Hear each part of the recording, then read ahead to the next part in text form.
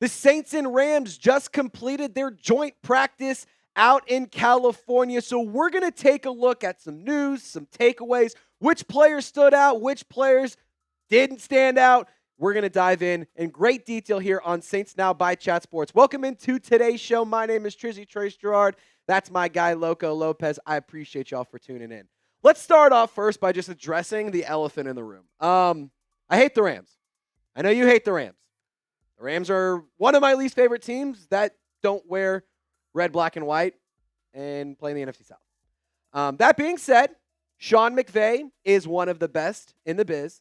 The Rams are a team every single year that are very respected, that are very good, and for some reason, they just keep making it work. So I do think that this was a really, really good decision for Kellen Moore to go and practice and compete against a quality roster, a quality coaching staff, and you get to kind of see what happens. Of course, you do take on the Rams if you're in the middle of the season. But again, just for what it's worth, these are joint practices. You're not opening up the entire playbook. You're just getting reps against another team, and you get to kind of see where you're at. So we're going to dive into great detail here. We've got you covered, though, here on Saints Now by Chat Sports for all news, all rumors, all updates, all preseason long. The regular season is going to be here before you know it. And guess what? The conversation and the coverage doesn't slow down. So be sure to subscribe, turn on your notifications. That way you never miss any updates around your favorite football team. Couple pieces of housekeeping news to discuss. 2 roster moves. I already broke it down on the shorts page. That's why you subscribe, turn on notifications, because you would have already known this hours and hours ago. But the Saints did cut Hunter Dekkers again. They waived him. And in a responding move, they signed defensive end Jeremiah Martin. So Hunter Dekkers, snip, snap, snip, snap, snip, snap, on and off the Saints roster. Spencer Rattler today, he took the first team reps, but both quarterbacks did get to rotate throughout practice. So Shough and Rattler both got work with the ones. The MVP of the day, it's going to have to go to Chase Young, the edge rusher. At least 2 sacks and 2 passes batted down, according to Nick Underhill of NewOrleans.football. And for what it's worth, the first-string defense, they obviously were playing against Jimmy Garoppolo because Matthew Stafford is dealing with some injuries. They comfortably won against Jimmy G. For what it's worth, Stafford, much better quarterback. But it is nice to see this first-team defense playing at a very high level. Spencer Rattler started off red hot today, but the quarterbacks were very, very up and down. He started off 8 for 8, which is awesome. But not to mention Mason Tipton, preseason all-star, training camp legend. This guy had another good practice. I got to watch the rep, and for what it's worth, no fans were allowed. Media was very limited in terms of what they were able to take videos and posts about, so you're not going to see a ton of this out there, but they did live stream. The Saints live streamed the joint practice on their website, so you got to see a lot of this happen. Mason Tipton hit like a little crosser route. Shough read it perfectly, led Tipton. Tipton gets the ball, cuts upfield, absolutely dusts the Rams defensive backs. So for what it's worth, I thought that things went really, really well for Mason Tipton, and I hope they continue to go well, especially considering the Bub Means injury, and he's now on IR. Both quarterbacks in the red zone, though, did have their moments where things weren't awesome. They struggled a bit. Shough did hurt an early touchdown. Nothing really got going after that. Haener, he did throw a touchdown, looked good. I believe the Haener touchdown was to Ced Wilson, if I remember correctly. All in all, the quarterback competition, it's heating up. It's competitive. It is razor thin right now in terms of who's got the edge, who's leading. In my personal opinion, last week, Spencer Rattler was the QB1. This week for preseason football, I think it needs to be Tyler Shough so you can see what he's capable of doing with that first team. This is a very, very crucial game for both quarterbacks. The quarterback battle, Kellen Moore saying they're going to come to a decision fairly soon. But this game, in my opinion, is extremely important in who that player will be for that decision. If Spencer Rattler goes out and has another stinker, it's not going to go too well. And you might see Spencer Rattler lose the starting quarterback job. If Shough plays better than Rattler, I think he has made a case to be QB1. Nothing against Spencer Rattler. Nothing to overly praise Tyler Shough. Both of these players have their shortcomings. Both of these players have their strengths. But don't forget, Spencer Rattler was not drafted by this coaching staff. Tyler Shough was. Spencer Rattler's drafted in the 5th round. Tyler Shough in the 2nd.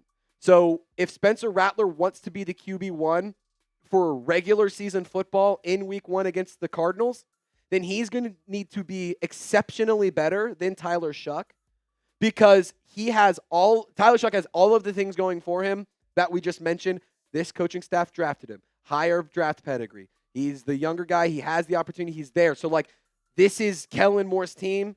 Tyler Shough is Kellen Moore's quarterback. So it makes sense as to why Tyler Shough technically has an edge, if you ask me. That being said, this quarterback decision and this quarterback competition is very, very tight, and I think that this is going to be a tough choice to make ultimately. So coming up, we are going to take a look at the defensive line because they were a problem. Both good and bad. Had some really awesome moments. Chase Young went crazy. Pass rush was spending some time in the backfield, but the run game, still a problem. You know what's not a problem is saving money. Because if you save money, you're happy. And when you're happy, life is good.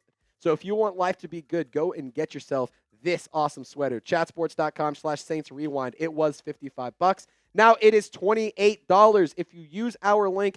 I made it clickable in the comments and description of this show. So go scroll on down, hit that link, get yourself some new swag. We got all sizes available. It's absolutely fresh. And sure, it's long sleeve. It's still August, but it's going to start getting chilly before you know it. So go get yourself some new gear, some new swag right here. Chatsports.com/Saints Rewind. Let's talk defensive line here. This second team defense struggled to stop the run a lot. The first team defense had their ups and downs, but all in all, the Rams rushing offense was pretty damn good against the Saints defense. Jarquez Hunter. He had a really, really good day, according to friend of the show and close personal acquaintance Ross Jackson. Go follow him. Go follow Nick Underhill, Catherine Terrell, Mike Triplett. There's a lot, John Hendricks. There's some great Saints media people out there. I highly, highly encourage you to support their content as well and check out what they're doing. That's crazy. Lopez, do you see what that says? Devon Godshaw. Yeah, for what it's worth. That's a Love Ross. That was a him typo, not us. Devon Godshaw. You know it's not a typo. Typo. 6 sacks. Davin, it's Devon, but 6 sacks, not a typo. That was unreal. Unbelievable. The fact that the Saints traded a 7th-round pick to get Devon Godshaw feels like they're doing something right. But let's talk about the run, because I did have some flashbacks of 2024.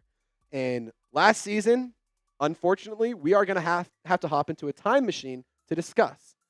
It was not good. The rushing attack in New Orleans was atrocious. The Saints could not stop the run if their life depended on it. And quite frankly, that is an area this offseason that the New Orleans Saints spent a lot of time, a lot of money, and a lot of draft capital to try and address and fix. So hearing reports that the rushing defense wasn't good doesn't make you feel all that great. And the rushing defense overall, Saints ranked 31st in the National Football League, only ranking above the Carolina Panthers. They were 30th in opponents' yards per run. They were 30th in opponents' yards per rushing game, 23rd in rushing touchdowns per game. The run defense was atrocious. That was also a theme against the Chargers, but not in the running backs. I thought the Saints did a good job at containing the running backs for the most part. But a mobile quarterback was absolutely destroying you. Trey Lance made the Saints the Saints defense made Trey Lance look like he was prime Mike Vick. Like, that is not okay. And I will say, there were some negatives. There were some things where you're like, man, wish it could have gone better. Wish things could have been more productive. But don't forget, the Rams are a good football team. This is a quality squad, so it's okay that things didn't go perfectly. And it wasn't all bad for what it's worth. There was some really, really good moments today. Off-season signings, they shined today.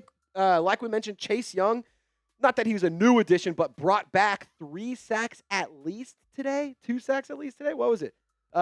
Chase Young, 2 sacks at least and 2 passes batted down. Insane. Ross Jackson also pointing out Julian Blackmon had a great day as well. Chase Young, really impressive reps from him. Julian Blackmon continues to prove the Saints pulled off highway robbery with him. I mean, he's a young football player that was signed after Tyrann Mathieu had retired, and I think that he has been so impressive this summer. Feels like every single practice we're hearing reports that he made another play. Feels like every single day that there's news around this team, Julian Blackmon is one of the guys headlining it. He was a steal. In my opinion, the steal of the offseason. He signed a one-year contract up to $5.5 million. Are you kidding me? That's unbelievable. Not to mention, he's a player that was brought in to fill the need that Tyrann Mathieu had left after retiring. No disrespect to the Honey Badger, but I think that Julian Blackmon might be making a case to put up really, really good numbers this year. If he can stay healthy, I think he's going to be exceptional next to Justin Reid. Julian Blackmon picked off Jimmy G today on a deep pass to the left. Can't remember. I think it was Tyler Shough hit Spencer Rattler on a deep 50-yard bomb as well. Like, look, I think that this is a player that you should get really excited about. It's a one-year contract. I think of this like Will Harris last year. You sign him on a one-year deal. You get really, really good production from him. Either A, you can try to bring him back, or B, you can let him walk like you did with Will Harris. So let me rewind here. You can go Chase Young or Will Harris here. Both got one-year contracts. One of them got brought back. One of them did not. That's what you can do with Julian Blackmon here. The Saints got a diamond in the rough for up to $5.5 million. He's making plays. He's doing the right things. He's embracing the culture. And the Saints locker room is embracing him. So I'm really, really excited to see Julian Blackmon line up for the New Orleans Saints. I'm excited for game day. And quite frankly, I think that he might be, arguably across the entire NFL, one of the best value signings in free agency. Show some love to Julian Blackmon. He has been absolutely great so far. I want you to type 28 in the comments, hit the thumbs up icon. Make sure he knows that the Who Dat Nation is rallying behind him. Final thoughts. It was really, really nice to see the New Orleans Saints get practice against a quality squad, a team that is a playoff contender, a team that does often make runs, a team that often is at the top of the NFL in terms of a lot of different stats and a lot of different metrics, and a team that's very well respected, led by a great coaching staff, a well-run organization.